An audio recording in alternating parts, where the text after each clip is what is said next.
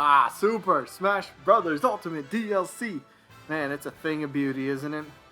But, it only has 4 more open slots left for characters. So, I mean, based on what Slackerz pretty much said with the whole situation in the world, kind of things being a little bit difficult, yeah, Fighter Pass 2 is probably going to be the end of DLC for Smash Ultimate. So, who could be left? Well, I guess that's what this video is going to be. A prediction video. So let's not waste any more time. Let's jump right into my predictions, and I want to make this clear.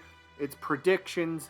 These are not my wanted characters. I'm just kind of going off some sort of idea that I have in my head. So let's jump into it. Oh, by the way, the characters are in no particular order.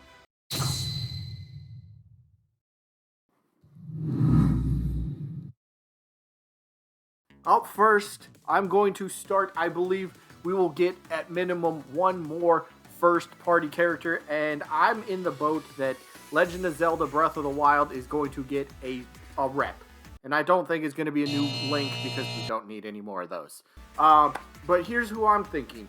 Prince Sidon. How about this dude? This is kind of a fan favorite character, right? He would be a very fun character, very cool. First party character, had a pretty decent role in Breath of the Wild. I don't know, maybe Breath of the Wild 2. Like, the whole thing is, I believe, since Breath of the Wild 2 has been in development for quite some time, and Nintendo was picking the DLC for Smash Bros., I can see them going, alright, Breath of the Wild was such a huge success as a launch title for the Nintendo Switch. We got the sequel in the works. It's coming out 2021, I believe. Is that the date? I'd have to double check my facts, but I think it is 2021, well, whenever it comes out. Odds are, maybe they try to pair up a character from Breath of the Wild 2 into Super Smash Bros. Ultimate. It's Nintendo. They've done it before. They could do it again if they want. So, Prince Sidon, canonically, is very strong. He's a very good swimmer. Although, I guess for competitive Smash, that point is kind of moot. So, never mind about his swimming. But he's also said to be a very skilled archer and a great trident wielder, giving lots of potential for moveset. I mean, cool. Archery, great. You got some really cool things to play with for projectiles. A trident? Nobody wields a trident in Smash Bros. So there you got a brand new type of weapon. That's awesome. Jabbing and poking and stabbing the trident, even throwing the trident and retrieving it, whatever. That's kind of got some unique potential right there.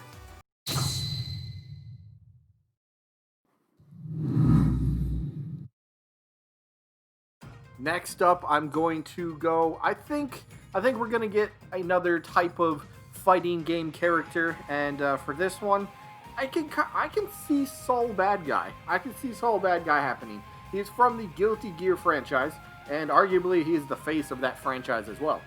Soul brings with him a very unique style in terms of moves for combat. So his game, the Guilty Gear, it's a fighting game style that's, well, one, it's not really, that sort of style is not represented in Smash Bros. So you already differentiate yourself from the fighting game characters that we do have on the roster, such as Roy, Ken, Ryu. Did I say Roy? Wow, I meant Ryu, Ken, Terry. Already different from what they bring, which is good. If we're gonna get more fighting game characters, make them different from what we have. So Soul Bad Guy can absolutely do that. But it's a rapid fire-paced fighting, super comboing game. But I don't know. This character, I think this would be the kicker for him as well. He does have this thing in the Guilty Gear games, which is called a tension meter. The meter does build up over time, just to kind of give you a quick idea of what the meter does. But it's a meter that builds up over time. The more that you stay aggressive in the matchup, so going out and doing attacks, yes, stay competitive, stay in the battle. And the meter's going to build up over time. And then once the meter builds up, you're able to unleash super moves, which is great.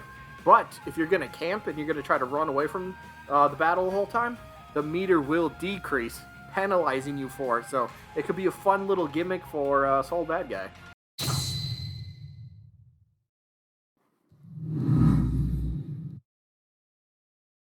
Up next, I'm going to talk about the Demi Fiend from the Shin Megami Tensei series. So, this is a character that up until just a few months ago was pretty much, nobody was talking about him. Nobody was considering this guy, and I think, after the the Shin Megami Tensei 3, the remake, and Shin Megami Tensei 5 after that got announced. What was that? Was that back in July, I believe? Both those games coming to the Switch. That's big news. That's big news. So this might be a character that we want to keep our eyes on. But for right now, I'm going to refrain from saying any more because I may or may not have a video about this dude going a little bit more in depth. So sit tight on that one.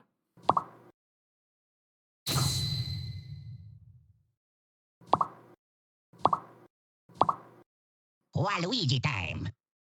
And last but not least, okay, this is, I'm grouping a bunch of characters, but like the category for character that I'm talking about for this is a highly demand fan request character. Now, there's so many of these, so just to name a few, if I leave out any, I apologize, but just to name a few so you get the idea, you know, characters like Crash Bandicoot, like Agino, like Sora, like Rayman, like Waluigi. Yeah, he's in his sister trophy, get over it.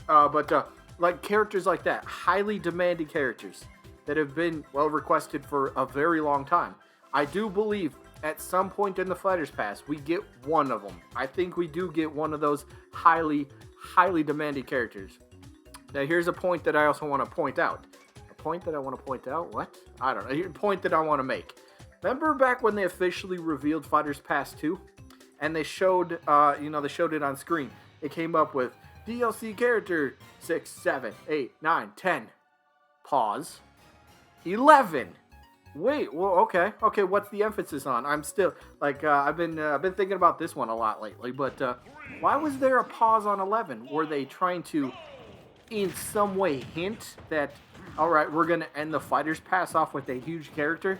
That's why they paused. They're like, all right, you're getting the Fighters Pass, and then here comes the last huge character to really end it off perfectly. Maybe that's the route they were going, or maybe there was a pause just to be like, oh, it's one more character than last time. To me, I don't think they would need to pause for that one because they still raised the price on the Fighters Pass. You know, it's $5 more than last time, so I don't think you needed to pause. They could have just put up, all right, this time, boom, you get 6 characters. It's just something for me. I do kind of think, and again, you never know what Nintendo's thinking, but in a way, I kind of feel like it was like, all right, we're going to end Fighters Pass with someone huge. That's just my 2 cents. I'm going to throw that out there. Let me know what you think about that. But, yeah, that's just a quick breakdown of who I'm predicting for the rest of the Fighters Pass. Again, that is not who I personally want. That's kind of just how I think it'll go. I do believe we will get one more, at minimum, one more first-party character, which is why I went Prince Sidon from The Legend of Zelda. I think we will get another fighting game rep, whether that's from Guilty Gear with Soul Bad Guy, whether it's from Tekken, whether it's from Mortal Kombat. No, it's not banned in Japan. It's just not sold there. It's actually a big difference. Demi Fiend, it's a character to keep your eyes on. And then a highly demanded fan request character. That's how I'm breaking down Fighters Pass 2, or what's left of it. So let me know what you think of my list. What do you have? What are your predictions for the rest of the Fighters Pass? That's all I got today. Hope you guys enjoyed. So I guess I'll see you when I'm looking at you.